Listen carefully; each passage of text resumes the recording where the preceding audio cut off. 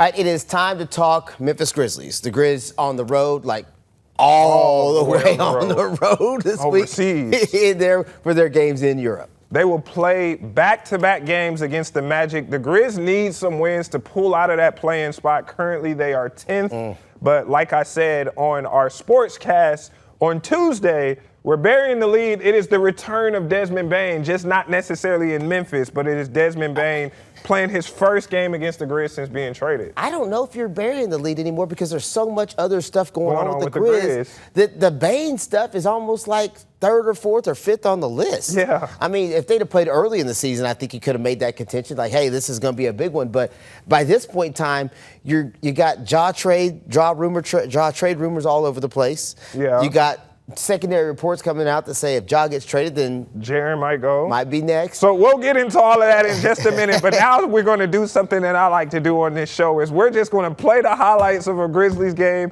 We'll just see how long it takes until Ruben gets fed up and says, cut the video. So let's look at the last time the Grizzlies played. It was right here in Memphis against the Nets. Please roll the video. Let's just watch the highlights. See, Ruben, this could be you and your fam at the Grizz game. Why do you think I don't hate the Grizzlies? I just don't love the way the NBA plays right now. Great defense right there. Jock Landale, bang! I mean, can we at least attempt to contest the three instead of just not even try? It's your guy, Cedric Coward. Look at him. It's a you great just don't shot. like the three-point on the fast break. Cedric Coward. I love a good fast break three, but I also like a little bit of defense. Didn't even attempt to get to the corner. Just moving the ball. Didn't even attempt to get to the corner. Nobody's even attempting to contest a shot. I mean, I can't be the only one who thinks that. I mean, surely I'm not that crazy. It's just all threes in this highlights. I know you just set up. Nothing's been at the basket just yet. Can anybody get downhill? Please get downhill. Here comes Santi. All right, there we go. There we go, Santi. I'll take you. Get downhill, Santi. All right, good. There was still no defense on that, but I'll take that. That's a good dish. You know, Cam. I like some Cam. I am. Yeah, Cam I am. All right, so again, to be clear, oh, my goodness. All right, I've seen enough. He said he's seen enough. We can bail out of it. The Grizzlies end up winning that game, by the way. I've seen enough. It's not one team. It's the epidemic of the NBA right now. There's a handful of things I wish would change in the NBA. I wish that an emphasis would be put on playing defense. I don't want to see 140, 150 points scored a game because that tells me nobody's playing defense. You cannot tell me that offense is just that good now. Yeah, every team's got one or two dudes who can really score, but they got three dudes on the floor who really don't score that much, and nobody's playing lockdown defense. They aren't closing out like that. They don't close out at all. I don't want to see, what do we call it again? I don't want to see guys stars resting. What do we call that? Load management. Load management. Please get rid of load management. Please get rid of. I hate. Well, I do like how they're saying that if you don't play 65 games, you can't get an accolade. But I guess players just don't care. They don't care about that. I mean, but it gets you more money if you get an All-NBA, if you're an All-Star MVP. Yeah, well, All-Star doesn't really matter, but yeah. I always go back to this. There might be the one time your team is in town that you can go watch them play based on economics and schedule. I know when we were in Indiana, we went to watch several games. Several Pacers games? Several Pacers games. And several times, stars from the other teams were not playing. Yeah. Not because they're injured. They're just load managing during the middle of the season. And it drives me crazy about the NBA. They just don't compete. The teams that do it are the teams that are so sure they're going to make the playoffs and just going to go all out. But then what happens is we get into the playoffs and they still get hurt. I just think it's a bad look. Look at the Clippers. I just think it's a bad look. Kawhi is the king of load management. Yes. When is the last time he's been healthy for a full playoff run? Well, when's the last time that players in general have prioritized competing for a full season? Hey, I want to see what I think that's the biggest. It's the upper echelon difference. role players like Mikal Bridges because he has the current streak of the longest consecutive games played. I think that's in my mind. I'm a '90s NBA guy, right? So I think that's the biggest difference between the '90s and now. In my mind, is that like I could turn on an NBA game any night of the week during the '90s, and I was seeing the stars play. Yeah, right? I was watching the two best guys go head to head. And I think there should be some type of mandate on the All-Star game, just so we're clear. I think people want to watch an All-Star game where the best players compete in a pickup game. Why do you think it changed where they're not competing like that? Because it just came out of nowhere. Well, it seemed. LeBron started it, but I will say this: I agree with a certain portion of it, which is where it's a brotherhood, and they don't want to hurt each other in a manner where they can't continue to make money or continue to finish out the season for a glorified pickup game. I understand some level of that, but it seems like they go harder in the off season when they're playing pickup games in the summer than what they do for the All-Star break. Yes, that doesn't make any sense to me. You are correct, sir, and that's my beef with it. I just don't get why. Because nobody's holding their feet to the fire. There's no But they even get incentives for being in the All-Star game and playing. So when you want to play for – just like – I'll say this, and then we got to get to the Ja stuff. When they announced the NBA Cup, the in-season tournament – Nobody cared. Yeah, nobody cared. And I was like, what is the point of this? But those teams play hard in the NBA Cup. The fans do not care. Yes, they do. Nobody cares. Yes, they do. Nobody cares about the NBA Cup. The viewership for the NBA Cup was phenomenal. Nobody cares about the NBA Cup. The NBA Cup games has been a success the past 2 seasons. But you could have said, like, why should I care? But then the NBA was like, okay, we'll pay you more money and all this, that, and the third, the incentives, and the players try. So how come they can't put that same energy in the All-Star game? Well, because it's a glorified pickup game that doesn't have any repercussions. It's not the incentives, it's the repercussions. It's the same reason why they don't make the stars do the dunk contest. The dunk contest is a bunch of dudes that you don't know most of the time. Bunch of guys that are on a bench somewhere who can dunk in practice, and then they end up because the big guys aren't doing it. I blame D Wade for something about like the dunk contest not being like that, because the judges be getting it wrong. When Aaron Gordon got robbed, Ja Morant saw that. I remember he tweeted, he said, "I'm not doing it because I can't trust these judges." And then Zion, well, he's always hurt, so he's probably never going to do it. Anyway, so let's move on to the Ja stuff, because this is really the most, you said talk about burying the lead. This is probably the lead of the whole week, if not the next several weeks for the Memphis Grizzlies. If you aren't aware, for some reason, the Grizzlies front office came out and said they would entertain trade talks for Ja Morant. I know this is I told you so for this one. Now, Ja Morant, he's been the face of the Grizzlies for a while now, to say the least. But reports have come out, Ruben, that his trade value may not match the star power. Now, a lot of people, they bring up Trae Young. And, I'm a Hawks fan, an Atlanta native. He was recently traded to Washington. He was the Hawks superstar. And so people was like, okay, well, Ja will get more. League insiders say if Memphis does move Morant, similar to how the Hawks moved Trae Young, the return likely wouldn't be a blockbuster. And that's why I say we have to emphasize, you have to think draft pick swaps. The key word is swaps, because a lot of times in these star players, you just get the pick outright. With the swap, that basically means the Grizzlies can be like, hey, if you have a pick better than us, then we can swap it. We don't necessarily are going to take it outright. So we are talking about draft pick swaps, role players, and future flexibility, not a massive haul like they got for Desmond Bain. Now, injuries, off-court issues, and a disappointing season have shifted that conversation. For Morant, he's still under a long-term contract. All right, having said that entire diatribe, can we just say, I told you so? What is the I told you so? If we will all remember, at the start of the season, what did I say? You said that Ja Morant's going to get traded. Boom! Why did I say that? Because I know it all, that's why. So, I said this at the beginning of the season, and when I said it, this one right here told me I was crazy. They would never talk about trading He still may not end up getting traded because the Grizzlies may never even talk about it. Well, because of what he means to the community. This is the time. And because of the face of the franchise. This is the time when you say, Ruben, you were right. The Isolo thing people and the need injury. to hear you say, Ruben, you were right. Until he is officially traded, I'm not saying that. Ruben, you were right. Now, what happens if we go to this deadline and he doesn't get traded? I'm still right that they were talking about it. Yeah, but he was saying he was going to get traded. This, ladies and gentlemen, is what we call denial. In fact, let's seen anybody who's going through denial. So what could a Ja Morant trade look like? Now, I read it up on ESPN.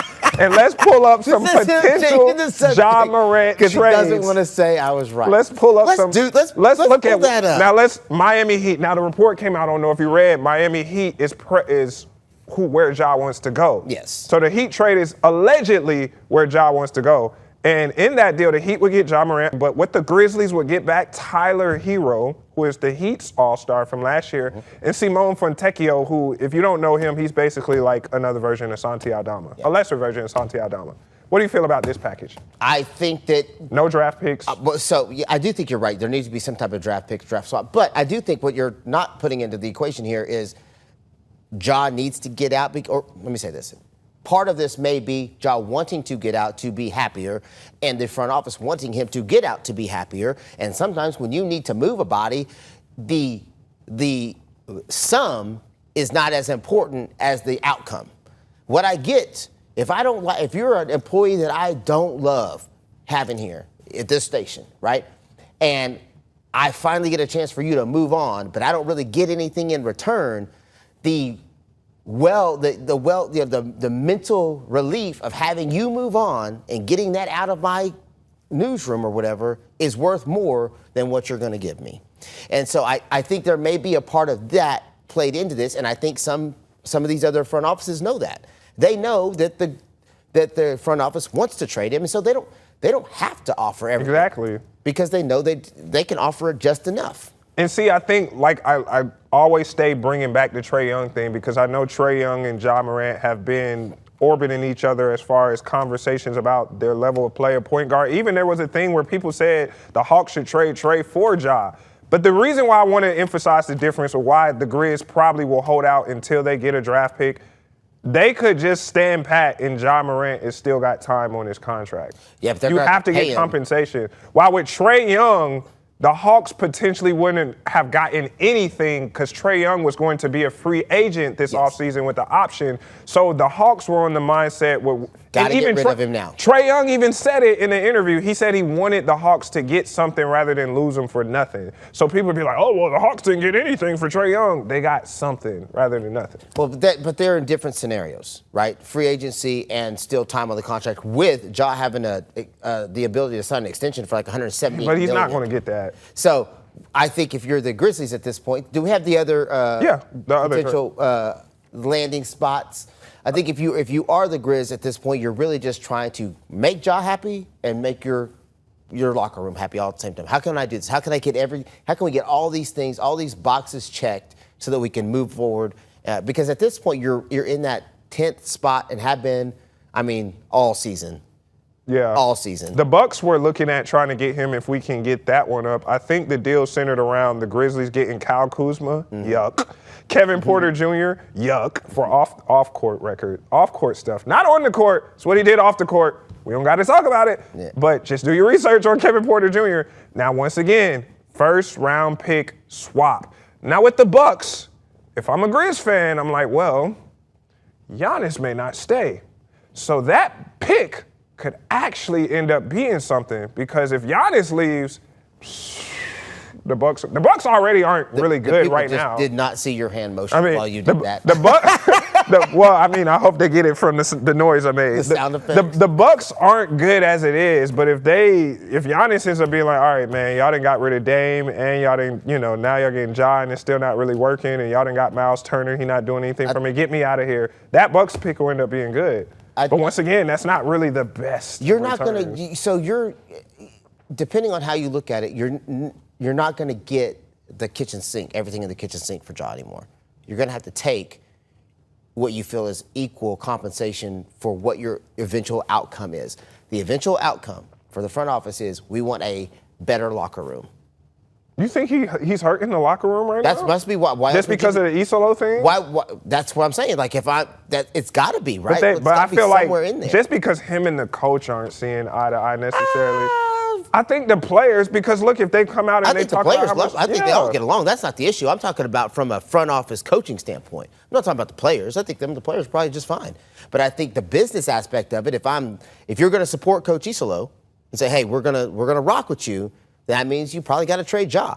If you're going to rock with Ja, then you probably got to fire Isolo.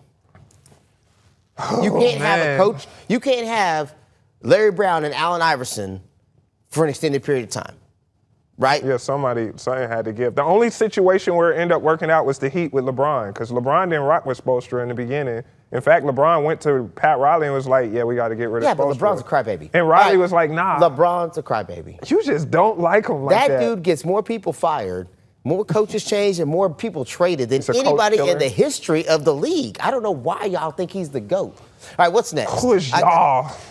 Now remember, now you want to talk about I told you so. Let's talk about Jaren Jackson. Okay. Because basically the reports that say, if we can roll the video, the reports say that if Morant goes, he won't be the first domino to fall. Or the only one? He'll be you say he'll be the Jackson to go first? No, I'm saying, well, he'll be the first one to fall. Like Jaren would probably go after a Morant trade. Potentially, because in that mode, then the Grizz would just blow it up. Point. Yeah, and like I said, that's what they need to do. I like Jaren. I don't want to act like I don't hate Jaren, but Jaren is not giving the Grizzlies what they want. You thought that you saw it when Jaren made the All-Star team last year. A team led by Jaren Jackson will not win the West. Okay. They need to, I'm telling you. Do you think a team led by Ja Morant will win the West? Not anymore. Okay. Used to be. So you are in agreement that they probably both need to move? Yeah, and to flip them for picks. If you're gonna flip them for picks, I would hold Ja, and I would wait until I get what I want. I'm not trading for Ja for just players. You're making a valid point. I don't think anybody can, and I don't say that very often. Like the trades we've shown, I would not do them because I'm not getting enough. Let me give you some props here. You're making a very valid point that his value should at least be in trades that you can rebuild behind. You can't take a bunch of dudes that you really can't rebuild, that you're going to keep for a year, maybe two, then you got to get rid of them. Is Tyler Hero really moving the needle for the Grizz? No, he's not. All right, so we've exhausted that. Again, now is the time when you say, I'm not going to say it until he's officially traded. I gave you your props with Kiffin when because I didn't think Kiffin was going to go and he was out of there. I gave you your props. I'm right all the time. Haven't you figured that out?